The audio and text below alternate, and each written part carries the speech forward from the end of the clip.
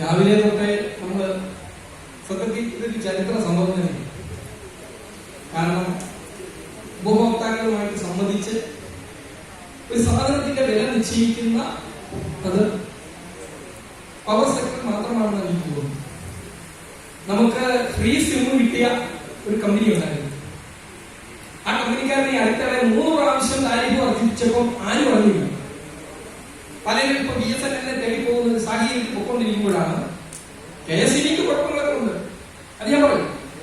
പക്ഷേ ജനങ്ങളോട് ചോദിച്ചിട്ട് സാധനത്തിന്റെ വില നിശ്ചയിക്കുന്ന ഒരു സംവിധാനം ചെയ്യുന്നത് ഇവിടെ മാത്രമാണ്. കാരണം ഇത് ജനങ്ങളുടെയാണ് സ്ഥാപനം. ഞങ്ങൾ നിങ്ങളുടെ വ്യത്യാസമില്ല. ഇവിടെ ഉപഭോക്താക്കളുടെ ജീവനക്കാരെല്ലാം KSEB ആണ്. ഇത് രണ്ടും കൂടെ ചേർന്നാലേ KSEB.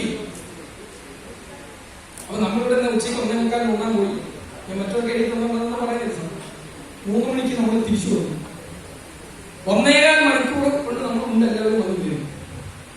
ഈ 1.25 മണിക്കൂറും കുറേയധികം KSEBയുടെ പാവപ്പെട്ട ജീവനക്കാർ ചോറുണ്ണാതെ വയലിൽ കൂടെ നെല്ലിൽ കൂടെ അല്ലെ കോസിന്റെ മുകളിലും കോസിന് ചോട്ടിലും നടക്കുന്നുണ്ട്.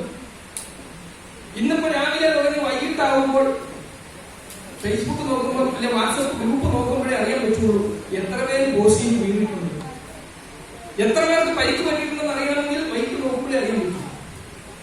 പട്ടാളക്കാർക്ക് പോലും യുദ്ധമുഖത്തിൽ മാത്രമേ മരണം സംഭവിക്കുന്നുള്ളൂ. ഒരു വർഷം 20-25 പേര് മരിക്കുന്ന ഒരു മേഖലയാണ്. അപ്പൊ ഈ താരിഫ് പെറ്റീഷൻ ചുരുക്കത്തിൽ പറഞ്ഞാൽ, സത്യം പറഞ്ഞ രാവിലെ മനസ്സിൽ ഭയങ്കര വിഷമം.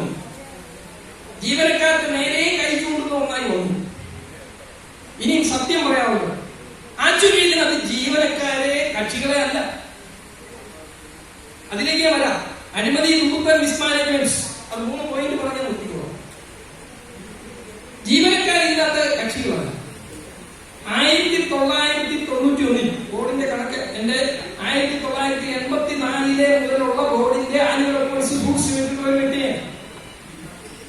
അപ്പൊ 1991 KSEBയുടെ കൺസ്യൂമേഴ്സിന്റെ എണ്ണം എന്ന് പറഞ്ഞാൽ 36 ലക്ഷമായി.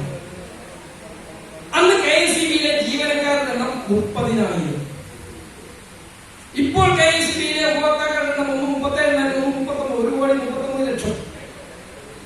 ജീവനക്കാരുടെ എണ്ണം വർക്ക്മെനാണ് 25,000 26,000 ഓഫീസേഴ്സ് എല്ലാം കൂടെ ചേർന്ന് 29,000 പേര് മാത്രമേ ഉള്ളൂ. അപ്പൊ 1991 ഉണ്ടായിരുന്ന ജീവനക്കാർ പോലും ഇല്ലേ. പലരും ഉപദേശിക്കില്ല എന്ന് പറയുന്നു. പിന്നെ 10ാം ക്ലാസ് തോറ്റവരെന്ന് പറഞ്ഞു. ഒരു കാലഘട്ടത്തിൽ വർക്കറായിട്ട് അപേക്ഷിച്ചിരുന്നപ്പോൾ ബിടെക്കുകാർ അപ്ലൈ ചെയ്ത് അതിന് വന്നപ്പോൾ പോസ്റ്റിംഗ് കയറിയ വയറ് മുകളിലിരിക്കും, കാരണം ക്വാളിഫിക്കേഷൻ കൂടി പോസ്റ്റിൽ കയറാൻ പറ്റില്ല. അങ്ങനെയാണ് SSLC തോറ്റവരെ എടുത്തത്. ആ SSLC തോറ്റവരെ അവർ ഫിസിക്കൽ വർക്ക് ചെയ്യാണ്. ഫിസിക്കൽ വർക്ക് ചെയ്യാൻ ഫിസിക്കൽ വർക്ക് ചെയ്യേണ്ടതും വേണം. അപ്പൊ അവരെ നമ്മൾ ആക്ഷേപിക്കാൻ പാടില്ല. അവിടെ അങ്ങനെയുള്ള ഇപ്പോൾ ഇവിടെ ഈ താരിഫ് വർധനവ് വന്നത് എന്തുകൊണ്ടെന്ന് ചോദിച്ചാൽ, ഞാൻ കഴിഞ്ഞ പെറ്റീഷൻ റെഗുലേറ്ററി കമ്മീഷന്റെ ഹിയറിംഗിൽ ഞാൻ ഉണ്ടായിരുന്നു. ഒരു പ്രധാനപ്പെട്ട കാര്യം അന്ന് ഞാൻ പറയുകയുണ്ടായി. പുരപ്പുറ സോളാർ KSEB പൈസ മുടക്കി കുറെ സോളാർ വെച്ചു. അതിന്റെ ഉത്തരവാദിത്തപ്പെട്ടവരുടെ ഉത്തരം പറയണം. അതിപ്പോ ക്ലീനിങ് നടക്കുന്നുള്ളൂ. ഉപഭോക്താക്കൾ ഇരിക്കുമ്പോൾ പറയാൻ പാടുമോ എന്ന് ചോദിച്ചാൽ പറയാൻ പറ്റില്ല. അപ്പോൾ പറയാം KSEB മുടക്കിയ പണം വെള്ളത്തിലായി. പുരപ്പുറ സോളാറിലെ ബില്ലിംഗ് സമ്പ്രദായം KSEBക്ക് ബാധ്യതയായി. അപ്പൊ അങ്ങനെ കോടികളുടെ നഷ്ടം KSEBക്ക് വരുന്നു. ഒരു സിമ്പിൾ കണക്ക് പറയാം. വാട്ടർ അതോറിറ്റി 2,458 കോടി എന്ന് പറഞ്ഞ അവസാനം ഞാൻ കേട്ടത് 2,400 കോടിയാണ്. ഈ 2,400 കോടി വാട്ടർ അതോറിറ്റി KSEBക്ക് കൊടുക്കാനുള്ള പൈസ 10 വർഷം കൊണ്ട് 240 കോടി വെച്ച് വർഷം കൊടുക്കും എന്ന് പറഞ്ഞ് ഒരു ധാരണയിലെത്തി ഗവൺമെന്റ്. ഞാൻ ചോദിച്ചോട്ടെ, 2,400 കോടി രൂപ 10 വർഷം കഴിയുമ്പോൾ സ്വാഭാവികമായിട്ടും നാട്ടിലുള്ള പലിശ വെച്ചത് എത്രയാവും? 5,000 കോടിയാവും. അപ്പൊ 2,600 കോടി വീണ്ടും കടമായില്ലേ? 10 വർഷം കൊണ്ട് കൊടുക്കത്തില്ല.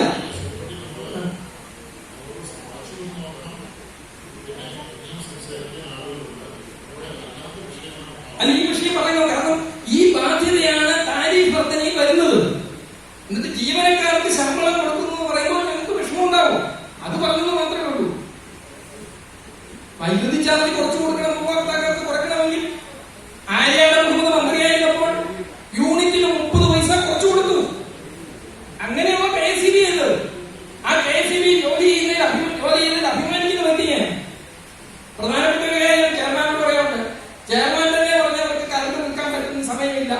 മുമ്പേ ഒരാൾ പറഞ്ഞല്ലോ ഇന്റർനെറ്റ് എന്ന് പറയുമ്പോൾ ചെയർമാൻ തന്നെ പറഞ്ഞു അവർക്ക് കരണ്ട് നേരെ കൊടുക്കാൻ സമയമില്ല. ശരിയാണ്, അതിനുള്ള ആളില്ല. പക്ഷേ കേരളം ബിസിനസ് 49% ഷെയറോടുകൂടി KSB തുടങ്ങിയപ്പോൾ റെഗുലേറ്ററി കമ്മീഷനായി അനുവാദം നൽകിയോ ഇല്ലയോ? ഇലക്ട്രിസിറ്റി ആക്ട് അനുസരിച്ച് KSBയുടെ സ്വത്തുക്കൾ മറ്റൊരാവശ്യത്തിന് ഉപയോഗിച്ചു കഴിഞ്ഞാൽ സെക്ഷൻ 51 അതനുസരിച്ച് മറ്റൊരാവശ്യത്തിന് ഉപയോഗിച്ചാൽ അതിൽ നിന്ന് കിട്ടുന്ന ലാഭം കൺസ്യൂമേഴ്സിന് വൈദ്യുതി ചാർജ് കുറച്ചു കൊടുക്കാൻ ഉപയോഗിക്കണം. അനുവാദം കൊടുത്തോ? അല്ല KSBയുടെ ബാധ്യതകളാണ് പറഞ്ഞത്. അല്ല പെറ്റീഷൻ ഈ കരണ്ട് ചാർജ്